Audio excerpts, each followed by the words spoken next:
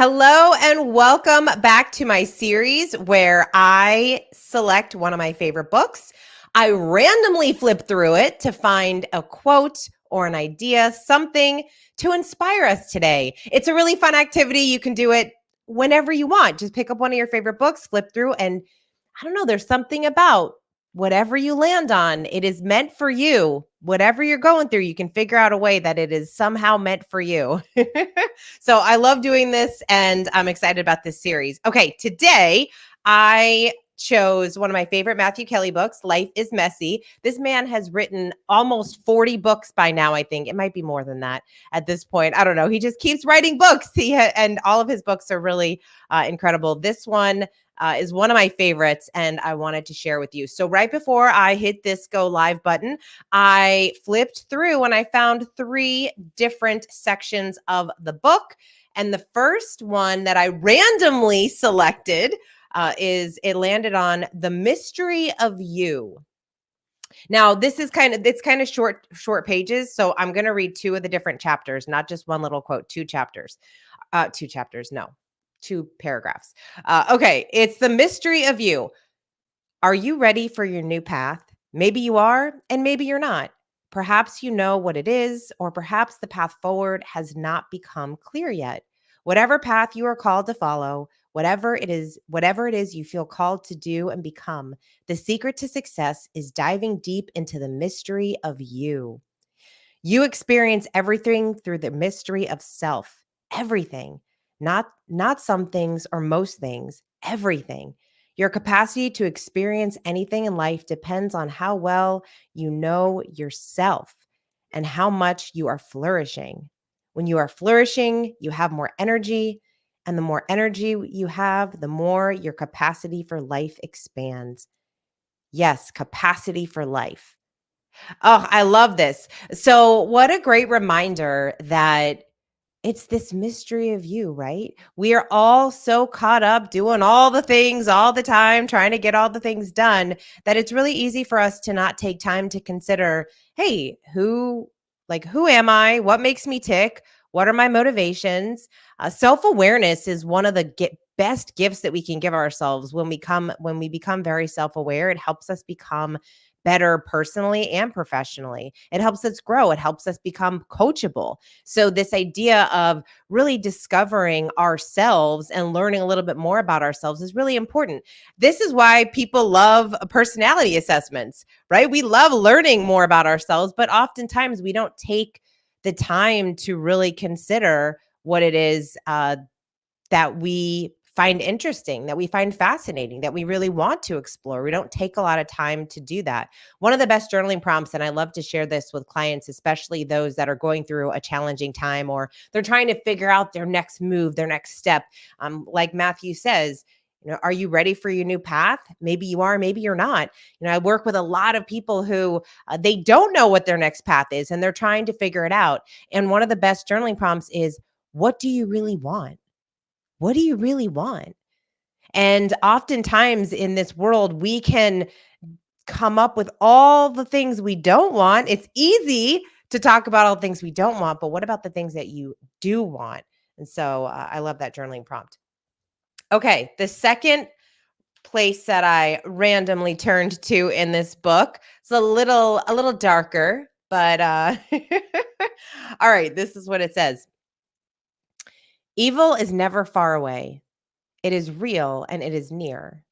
I have witnessed evil, but witnessing evil is in the lives of others. But witnessing evil in the evil in the lives of others is not the same as being touched by evil yourself. The touch of evil is something you will never forget. It chills you to the bone and leaves you in a white hot rage. When evil comes into your life, it becomes a presence. For a long time, it stands in the middle of every room, demanding our attention. It is impossible to look away. As time passes, it can be moved into the corner of the room, then into the next room, and then into the basement or backyard. But once your life has been touched by evil, that presence never leaves you. There will be good days and bad days, and the bad days come out of nowhere when you least expect them, and you don't know why.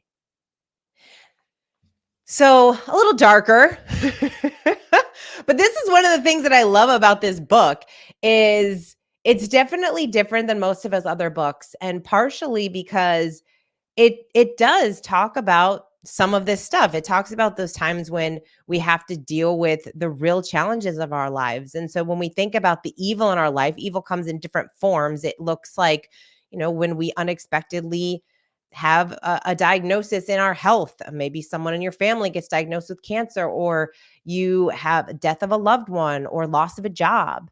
And these are things that happen in our lives. Or, there's so many that have dealt with a lot of hate in their lives and people being just brutal with them. There's obviously so many things that have happened in people's lives that can be considered evil, and to acknowledge and know that those things change us.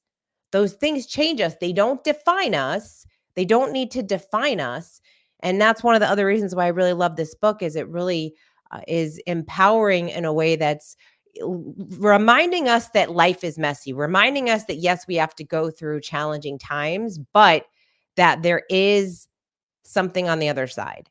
There is a bigger future for us on the other side if we're willing to believe it and go after it.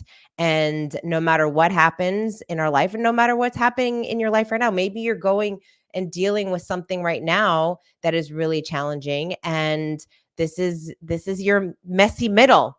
This is the messy middle of your life. And we get to acknowledge those pieces and then still see that hope on the other side, which leads me to the next part of the book that I turned to. Now, I will say I turned to this book and I had some highlights. So it was maybe a little less random than the other 2 pages. But I thought it was really good and I wanted to share it. So in this section, it says, life doesn't unfold according to our plans. But sooner or later, we each have to decide how we are going to make the most of our one brief, unexpected life. It is then that we come face to face with 2 enduring truths. We cannot live without hope that things will change for the better, and we are not victims of our circumstances. Hope is not always as accessible as we would like. It often seems just out of reach at the times when we are most in need of it, when our hearts are broken, our minds downtrodden, and our souls crushed. Yet, even in those moments, we have a choice. The unexpected is either a curse or an opportunity. We get to decide.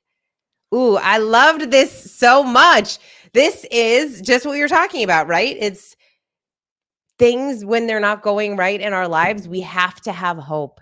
We have to have hope. In fact, in the Dream Manager, he talks all about dreams, right? He talks about how people are disengaged in their life, and a way to become more engaged in our life is by tapping into our dreams. And people that are engaged versus people that are disengaged, they have 2 things in common, or they have 2. This is kind of this the difference between the 2. People who are engaged, they believe these 2 things that people who are disengaged might not. They believe that the future is bigger than their past, and they believe that they can do something to influence that bigger future. That's hope. That is hope. And we need that in order to grow, in order to keep moving, in order to become the best version of ourselves, is to have that hope in our lives. And so I hope that these pieces in the book inspired you. There's a whole section in here that I always quote to people because it's so great. But there's a chapter called "Mourning the Life That Could Have Been."